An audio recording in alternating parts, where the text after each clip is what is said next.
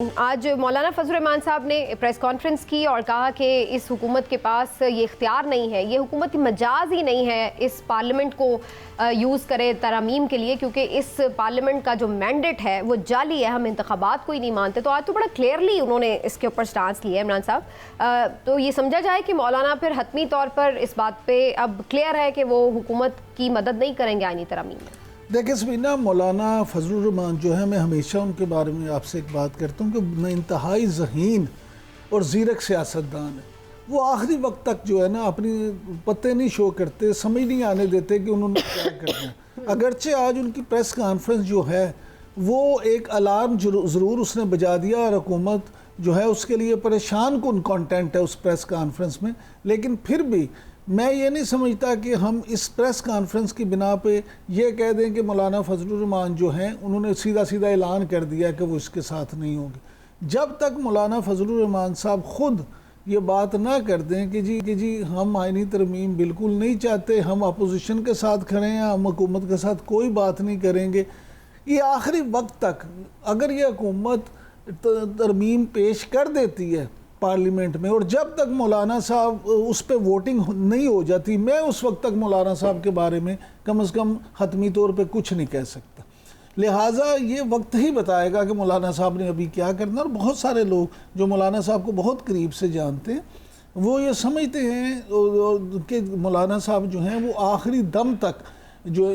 اس طرح کے جو فیصلے ہیں ان پہ دونوں فریق جو ہیں، وہ حکومت ہو اپوزیشن ہو، ماضی میں بھی آپ کئی دفعہ دیکھیں وہ دونوں کو اپنے ساتھ رکھتے ہیں اور پھر اینڈ ٹائم پہ اس پہ فیصلہ کرتے ہیں۔ جی عطر کاظمی صاحب، آپ کو کیا نظر آتا ہے مولانا صاحب کی سٹیٹمنٹ سے، کدھر کھڑے مولانا؟ دیکھیں مولانا تو ادھر ہی کھڑے ہیں، جو آگے پیچھے لوگ تھے وہ سارے ادھر ادھر ہو گئے ہیں۔ اب تحریک انصاف والے جو مولانا کو کیا کچھ نہیں کہتے تھے،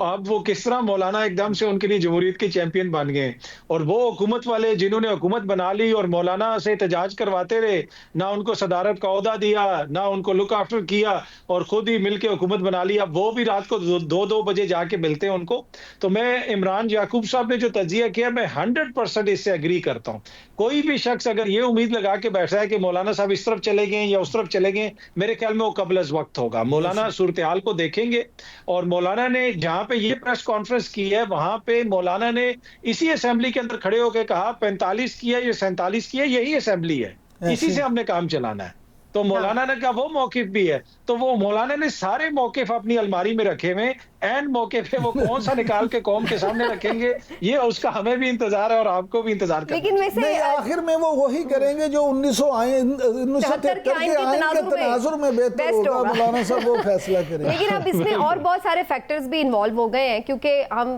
یہ بھی دیکھ رہے ہیں کہ جوڈیشری کے اندر سے بھی ایک بظاہر تقسیم نظر آ رہی ہے، وکلاء کی طرف سے ایک خط لکھا گیا ہے، اور آئینی عدالت کو لے کر کے کوئی اتنے کمفرٹیبل محسوس نہیں ہو رہی وکلاء تنظیمیں بھی۔ تو یہ چیزیں بھی کہیں میٹر کرتی ہیں کہ جب آپ ڈیسائیڈ کر رہے ہو، چاہے مولانا ہو یا کوئی بھی پارلیمنٹیرین ہو، تو یہ چیزیں بھی ڈیسائیڈ کرتی ہیں کہ جی عوام سے ریاکشن کیا آ رہا ہے اس طرح کی سجیشنز کے اوپر۔ ڈیفینیٹلی دیکھیں، جس نے بھی سیاست کرنی ہے اس نے عوام کے اندر جانا ہے، اور مولانا کی جماعت کے اندر یہ چیز پہلے بھی ڈسکس ہو چکی ہے کہ مولانا خیبر پختونخوا سے جو ان کا پہلے ان کو مینڈیٹ ملتا تھا، اس دفعہ نہیں ملا، مولانا خود جا کے پشین سے جیتے ہیں۔ اور مولانا کی جماعت کے ایک سینئر رکن سے میری بات ہو رہی تھی، تو انہوں نے کہا کہ جس طرح کے حالات ہیں ابھی حکومت کے حوالے سے جو لوگوں کا تاثر ہے، اگر یہ تاثر ملا کہ ہم اس حکومت کے ساتھ ہیں تو ہو سکتا ہے اگلی دفعہ پشین سے بھی ہمارے لیے جیتنا مشکل ہو جائے۔ تو مولانا کو بھی اس چیز کا احساس ہے، اور مولانا کا جو سٹانس اس حوالے سے ہے، اگر آپ دیکھ لیں، آپ کسی جگہ پہ بھی جائیں عوامی سطح پہ لوگ ان کی تعریف کر رہے ہیں کہ مولانا نے ایک طرح سے اس ترمیم کو روکا۔ یہ بلاول صاحب جو جمہوریت کے چیمپئن بنتے ہیں، یہ تو آدھی رات کو ترمیم منظور کروانے گئے تھے، اب اچانک یہ کہہ رہے ہیں کہ جی وہ ابھی تو مسودہ یہ ہے وہ ہے۔ انہوں نے جو شب خون مارنا تھا اس رات کو آئین کے اوپر، اس کو اگر کسی نے روکا تو وہ مولانا نہیں روکا، ادروائز یہ لوگ تو انہوں نے تو مکمل تیاری کی ہوئی تھی۔ تو مولانا کو اس چیز کا احساس ہے۔ اب دیکھتے ہیں کہ مولانا اب کس حد تک سمجھتے ہیں کہ ان کی سیاست کے لیے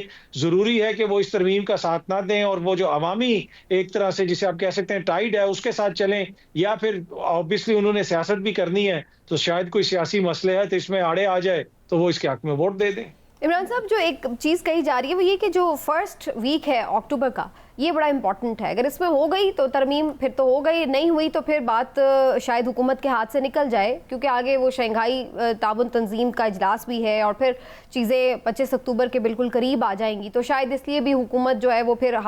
اس کے ہاتھ میں شاید اس طرح سے کچھ رہے نا۔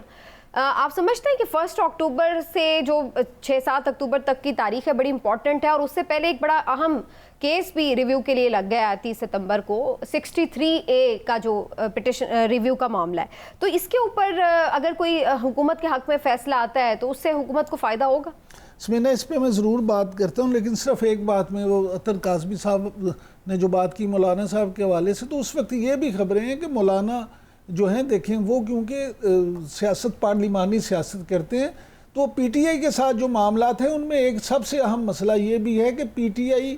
کیا اگلے الیکشن میں مولانا کو کتنی سیٹوں پہ سیٹ ایڈجسٹمنٹ کرتے ہیں، اتحادی کیسے بنتے ہیں، یہ بھی معاملہ ہے۔ اگر پی ٹی آئی نے انہیں کوئی اچھا پیکیج دے دیا تو پھر تو مولانا صاحب پی ٹی آئی کی طرف جائیں گے، لیکن اگر پی ٹی آئی کے ساتھ ان کے یہ معاملہ طے نہ ہوئے تو پھر مولانا جو ہیں وہ کبھی بھی پی ٹی آئی کا ساتھ صرف اس وجہ سے نہیں دیں گے کہ آئینی ترمیم نہ ہو سکے۔ اب آ جاتے ہیں آپ کے جوڈیشلی کے حوالے سے جو آپ نے بات کی۔ دیکھیں جوڈیشلی ہماری جو ہے نا، میں تو ہمیشہ یہ کہتا ہوں کہ ہماری جوڈیشلی دنیا کی بہترین جوڈیشلی ہے، اور جتنے مثالی کام انہوں نے کیے ہیں اور نظریہ ضرورت کے تحت کیے ہیں اتنا تو پوری دنیا میں ہمیں اس کی نہ نظیر ملتی ہے۔ رانا ثناء اللہ کہہ رہے ہیں جوڈیشری نے تو ہمیشہ اسٹیبلشمنٹ کے ماں پر جمہوریت کا بھٹا بٹھا دیا۔ رانا ثناء اللہ صاحب 100% ٹھیک کہہ رہے ہیں۔ رانا ثناء اللہ صاحب، میں آپ سے عرض کر رہا ہوں نا، رانا ثناء اللہ صاحب 100% ٹھیک کہہ رہے ہیں۔ اس کی وجہ یہ ہے کہ ہماری جوڈیشلی جو ہے اس نے نظریہ ضرورت کے تحت کب پی سی او کو نہیں تسلیم کیا، کب مارشل لا کو تسلیم نہیں کیا، کب جمہوری حکومت کو ختم کرنے کو تسلیم نہیں کیا، یہ ساری باتیں بھی تو ہماری جوڈیشری نے کی ہیں نا۔ اور پھر جتنی رفٹ کی ہم اب بات کرتے ہیں اور جس طرح کی آپ دیکھیں، کیا یہ ایک بچوں کا کھیل ہے کہ مجھے تو خود ڈر لگتا ہے کہ کہیں تو انہیں عدالت ہی نہ لگ جائے، لیکن ایک جج صاحب ایک خط لکھ رہے ہیں، دوسرے جج صاحب اس کا جس انداز میں جواب دے رہے ہیں، تیسرے جج صاحب پھر اس پہ یعنی وہ سوال جواب ہے۔ تو جب یہ چیزیں ہوں گی، آپ اپنا گریبان خود کسی دوسرے کے ہاتھ میں دیں گے تو پھر رانا ثناء اللہ ہوں یا جو بھی ہوں وہ کریں گے۔ اب آخری اور سب سے اہم بات اکتوبر کی، اکتوبر کے پہلے 10 دن واقعی بہت اہم ہیں، اور میں آپ سے عرض کروں کہ ہمارے واقفان حال تو یہ کہتے ہیں کہ وزیر اعظم شہباز شریف جب امریکہ کے دورے پہ گئے ہیں تو وہاں جانے سے پہلے بھی یہ انہوں نے اپنی جو کچن کیبنٹ تھی ان کے ساتھ نہ صرف یہ سارے معاملات ڈسکس کیے، بلکہ اس میں بہت ساری چیزیں ایسے بھی ڈسکس ہوئی کہ اگر خدا نہ خواستہ حالات ورس ہو جائیں، کوئی اس طرح کی صورتحال ہو جائے، ایمرجنسی کی صورتحال ہو، تو اس میں کس طرح سے نپٹنا ہے۔ یعنی حکومت جو ہے وہ اس بات میں پوری طرح سے نظر رکھے ہوئے، اور حکومت کے لیے بھی راوی صاحب چین نہیں لکھ رہا۔ اچھا جی، عطر کاظمی صاحب، جوڈیشری کا یہ معاملہ ہے، ویسے 63A کے اوپر ریویو کی بات ہو رہی ہے، اور خبریں جو مختلف آ رہی ہیں کورٹ رپورٹر سے بھی اور مختلف، وہ یہ بتا رہے ہیں کہ بڑا اوپن ہے کہ جوڈیشری میں جو ایک رفٹ ہمیں نظر آ رہی ہے، ایک ڈویژن نظر آ رہی ہے، آپ کو لگتا ہے کہ اس کا فیصلہ بھی تبدیل ہو سکتا ہے اور اس کی مدد سے حکومت آئینی ترمیم کر سکتی ہے؟ دیکھیے پہلے تو میں تھوڑا سا وہ کہہ دوں، جو ابھی انہوں نے عمران یعقوب صاحب نے راوی کا چین خراب کرنے کی کوشش کی ہے، اس پہ میرا احتجاج آپ نوٹ کر لیں۔ راوی چین ہی ہے، راوی جو ہے نا وہ جو ہے وہ چین ہی چین لکھ رہا ہے جہاں سے بھی لکھ رہا ہے۔ پر ایشو یہ ہے کہ دیکھیں جس قسم کی ترامیم لانے کی کوشش کی جا رہی ہے، جو عمران صاحب نے فرمایا بالکل درست فرمایا، جو انہوں نے رانا صاحب کے حوالے سے کہا کہ جو عدلیہ اور کوئی تیسری قوت مل کے پارلیمنٹ کو دباتے رہیں، لیکن کیا اس کا حل یہ ہے کہ اب پارلیمنٹ کسی کے ساتھ مل کے جو ہے وہ عدلیہ کو تباہ کر دے؟ اس وقت جو سمینہ ہم دیکھ رہے ہیں، ہم پاکستان کی جمہوریت اور پاکستان کے آئین کے اوپر ایک غیر معمولی حملہ دیکھ رہے ہیں۔ پاکستان کی عدلیہ کی جو آزادی ہے وہ ایٹ سٹیک ہے۔ یہ کس قسم کی آئینی ترمیم ہے جس میں ایک آئینی عدالت آئے گی جس کا سربراہ جس کا چیف جسٹس ہے وہ شہباز شریف صاحب کے مشورے سے زرداری صاحب لگا دیں گے، یہاں پہ کہاں گیا principle of independence of judiciary? اور اچانک ان کو ایک دم سے یاد آ گیا کہ ہم نے آئینی عدالت بنانی ہے. مقدمات تو لاکھوں مقدمات لوور جوڈیشری میں پینڈنگ ہیں. تو سامنے نظر آ رہا ہے کہ یہ پرسن اسپیسیفک کرنا چاہ رہے ہیں. اور عمران خان کا جو چیلنج ہے اس کو یہ انتظامی جو ہے نا طریقوں سے نپٹنے کی کوشش کر رہے ہیں. چاہے اس کے لیے اب ان کو نئی عدالت بنانی پڑے. پہلے انہوں نے جیل کے اندر عدالتیں لگائیں کہ ساری عدالتیں جیل کے اندر لگیں گی, وہیں پہ مقدمے چلیں گے, کسی کو نہیں پتا, نہ کوئی کیمرہ جا سکتا ہے, نہ کوئی اس طریقے سے عوام وہاں پہ جا سکتی ہے. اب یہ کہہ رہے ہیں کہ ہم ایک نئی عدالت بنائیں گے. کیا یہ عدالت یہ لوگ اس لیے بنا رہے ہیں کہ ان کو آئین اور پاکستان کی فکر ہے؟ اگر یہ کوئی ترمیم لے کے آ رہے ہیں اور ان کو آئین کی, پاکستان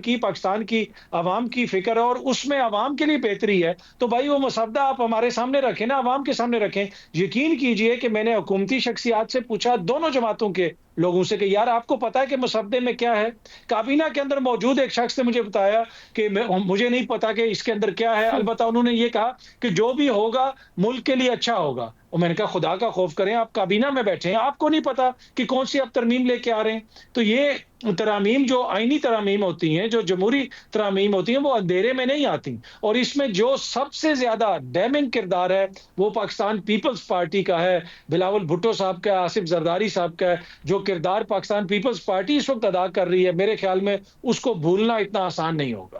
اور آپ نے جو بات کی تو مجھے یاد آ رہا تھا کہ اعتزاز احسن صاحب بھی اس دن میں سن رہی تھی, تو وہ یہی بتا رہے تھے کہ جو 18ویں ترمیم کی گئی تو 8 مہینے ایک شک کے اوپر جو تھی وہ کلیئرٹی اور ڈسکشن اور ہر چیز, اور کوشش یہ کی گئی کہ اتفاق رائے سے کسی کا کوئی اس کے اوپر